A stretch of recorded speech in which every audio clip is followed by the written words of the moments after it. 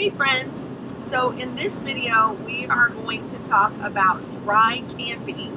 We had a friend, Kim, who asked us some questions about dry camping because we're going to be dry camping together soon. So we thought that it might be a good idea to share with everybody, and hopefully you'll find something, and Kim, hopefully you'll find something too. So we are going to talk about water and what it's like to use your water while dry camping. Your electricity and how to problem solve with your electricity, and the kitchen, how to prepare food wise for dry camping when you have limited resources. So dry camping, or boondocking as some people call it, is a way to go camping without using someone else's electricity or without using someone else's water. You pack everything into the location you're camping, and you find your own ways to replenish that electricity and water so you can use it and still enjoy camping in your camper. Yeah, so all campers run off batteries, and that's the 12-volt source, and that runs things like your lights, runs your radio, it runs your water pump, it runs your furnace fan, things like that. When you plug in at a campground, that's 110, and the 110 is used for charging your batteries up when you deplete your batteries, or if you want to watch television, or if you want to run your refrigerator on 110 instead of propane. So when you're dry camping, to replace that energy source, you either need to have a generator, or solar power is another good way to recharge your battery power.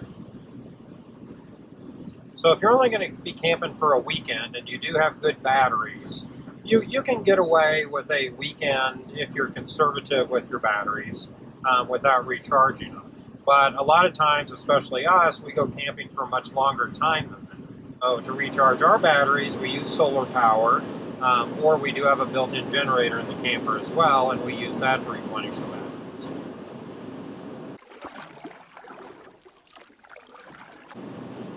So water is another thing you got to think about when you're dry camping. Because your water is limited when you're dry camping. So when we had 6 people in our camper and dry camping, we had to be very conscious of any water usage. So shower water usage for using your for cleaning dishes and things like that. The one place you don't want to be stingy with your water is in the toilet, because that helps everything move out of the system. You do need to be conservative unless you know for sure you have a lot of water that you can use and how long you're going to be using it. When you're camping longer than 2 or 3 days and you have 6 people in the camper, the more water you're carrying with you, the better it is. What we do is also carry an external 65 gallons of water that we can put back into the trailer as we use it, and then we can actually drive somewhere and fill that up without having to move the trailer. So when the kids were little, we used to practice what we call army showers, and that helped conserve a lot of water. So the kids would get wet, turn the water off, soap up, turn the water on, rinse off, and that would be their shower usage. The other thing that you need to think about in regard to water when you're dry camping for a long period of time is your gray and black tanks.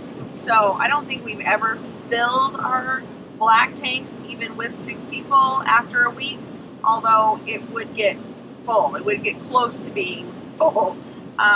So obviously any water you use is going to go down the drain, and the drain is going to go into your gray water tanks. It's not only how much water you use, but how much water is going down the drain and into the gray water tank. Because one thing you don't want to portably move is your black and gray tanks. You can do it. They do make things that you can empty and pull and move around, but that's something I would rather not do. Agreed. Ways that you can, dry camp easily when you're in the kitchen. So one thing to keep in mind is that when you're cooking on the stovetop, that's using propane for our camper. It's not electric for us. So cooking on the stovetop is just as easy as cooking outside on the grill or on the blacktop, because it's propane that you're using.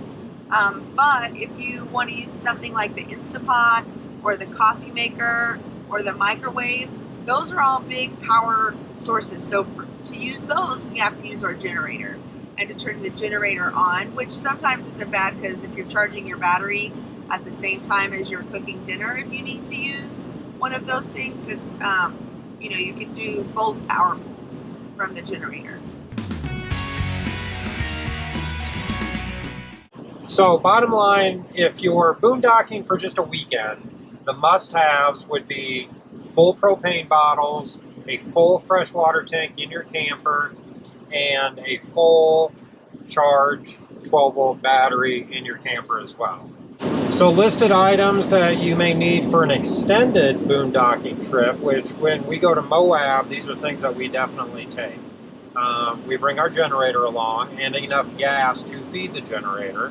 We also bring, like I said before, the 65-gallon additional water that's on top of the 100 gallons of water that we keep in our camper. We also carry extra propane just in case. We have two 30-pound bottles that are in the camper, and then I carry an extra 20-pound bottle along with us, not only just in case for backup, but we also use it for the flat top grill as well.